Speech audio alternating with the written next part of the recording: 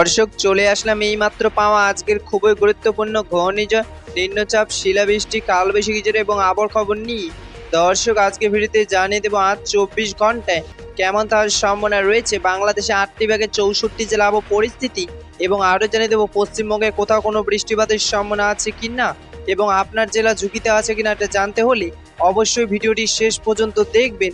আর আপনি কোন জেলা থেকে আজকের আমাদের ভিডিওটি দেখছেন সেটা অবশ্যই কমেন্টে বলে দেবেন, তাহলে আমরা সবার আগে সেই জেলার আপডেট দিয়ে শুরু করব। গত ভিডিওতে যারা কমেন্ট করেছিল সেই সব জেলার আপডেট দিয়ে আজকে শুরু করছি এবং আপনি যদি আজকের ভিডিওতে আপনার জেলার নাম কমেন্ট করেন তাহলে পরবর্তী ভিডিও আপনার জেলার আপডেট দিয়ে আগে শুরু করব। তো চলুন এবার জেনে নিই এক নজরে। বঙ্গোপসাগরে একটি ভয়ঙ্কর ঘূর্ণিঝড় তৈরি হচ্ছে, যার ফলে বাংলাদেশ ও পশ্চিমবঙ্গে বেশ কিছু জায়গায় ক্ষয়ক্ষতি হতে পারে।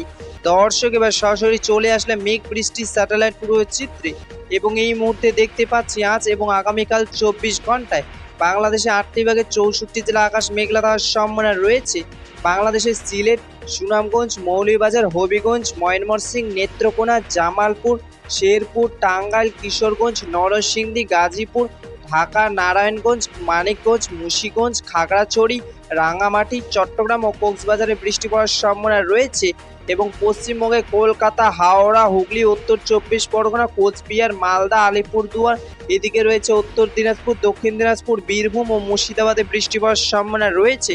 6 আগস্ট 2026 বৃহস্পতিবারে আবার খবর। ধন্যবাদ।